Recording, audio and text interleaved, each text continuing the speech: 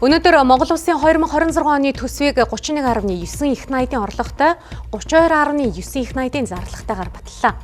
Цалин тэтгэвэр тэтгэмжийг нэмэгдүүлэхэд нийтдээ 1 их найд орчим төгрөг шаардлагатай байсан тул бүх яамдын зардлыг 6-аас 12.8% танаж, бүтээн байгуулалтын төслүүдийг 15-аас дээш хувиар танаад байгаа. Гэхдээ төсвийн төслийг хэлэлцэхдээ гишүүдийн саналыг хангалттай тусгаагүй гэдэг шүүмжлэлүүд хөвөрлөө. 2026 оны төсвийг анх өргөн барихтаа орлогыг 31.6 их найд, зардлыг 32.9 их найд байхаар боловсруулж, төсвийн алдагдлыг 1.3 их найдаар төлөвлөсөн байсан. Цагивч өнгөрсөн сар гарын хугацаанд боловсрол эрүүл мэндийн салбарын цалин нэмэгдүүлэх шаардлагуудыг тавьж, ажил хаялтхийн, ахмадуу тэтгэврээ нэмэгдүүлэх, хөгжлийн бэрхшээлтэй иргэд халамжийн зардлыг өсгөх гээд шил шилээд дарсан төсвийн шаардлагууд үүссэн билээ. Тэгвэл улсын их хурл нийгмийн шаардлагуудыг биелүүлэхийн тулд бүх яамдын зардлуудыг 6-аас 12.8%-аар танаж, төсөл хөтөлбөрөөр дотроо таналт шилжүүлгүүдийг хийх замаар 2026 оны төсвийн төсөлд зардлыг нэмэгдүүлэхгүйгээр эцсийн хэлэлцэлд орууллаа.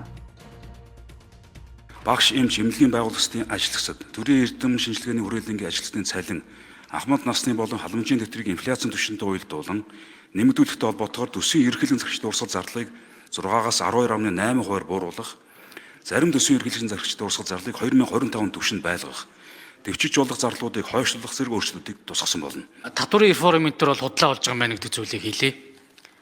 Энэ нөөтийн буцаа олголтыг 5% өгнөсөн боловч 10 дугаар сарын 1 хүртэл хойшлуулж байгаа юм байна. Чуулган дээр босгох тэр босгыг нь өндөр болгож өгөхгүй болвол зарим нэг сандууд бол үндсэндээ Монгол улсын эдийн засгийг сүрүүлэх хэмжээний сандууд хураагдсан шүү дээ. Лаз ярьсан ч байтугай, Пошиг ярьсан ч байтугай, Йонкс ярьсан ч байтугай бид эмзэглэж болохгүй ажил хийж байгаа. За ингээд цалин нэмэнгүүд үн өснөө гэдээ одоо эхнээсээ ахуулаад хөөргөд эхэлчих. Үгүй ээ.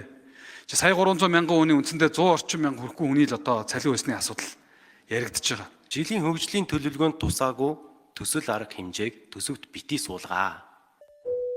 Хөгжлийн төлөвлөгөөнд тусгагдаагүй 1 их найдын зардал байгаа ч үүнийг эрэмблэлгүйгээр батлах гэж байгаа гишүүд шүүмжилж байгаа бол нөгөө талдаа танаж болохгүй салбаруудаас танлаа гэдэг халгалсан гишүүд ч байсан юм а. Гол нь төсвийн хуультай холбоотойгоор эх хонд хүндрэл үүсвэл хэн хариуцлага хүлээх вэ гэдэг асуудал яригдсан юм а. Та хилцэж гин гэдэг энэ дээрээс илтгэл тавилаа. Бид нар 3 дугаар хилцүүлгийг хийгээгүй шүү. Санал хураалтал явуулсан. Хариуцлага үүрүүлэх та сонирхолтой байх шиг байна. Гэхдээ энэ бол одоо хамтын шийдвэр гэсэн үг. Монгол Ардын нам төсвийн хилцүүлгийн 56 хоног хоорондоо ямбитал зодтолсны үр дүнд улсын хурлын дэд дарга төсөв баталж байгаа. Тэгээ би бүрдэж даргад баяр хүргэмээр байгаа. Зээгүү Монгол Улсын 2026 оны төсвийг 5 дахь хилцүүлэг шилжүүлж, орлого зарлагыг төсвийн ерөнхийлөн захирагч тус бүрээр нь танилцуулан санал хураалт явуулж баталсан юм а.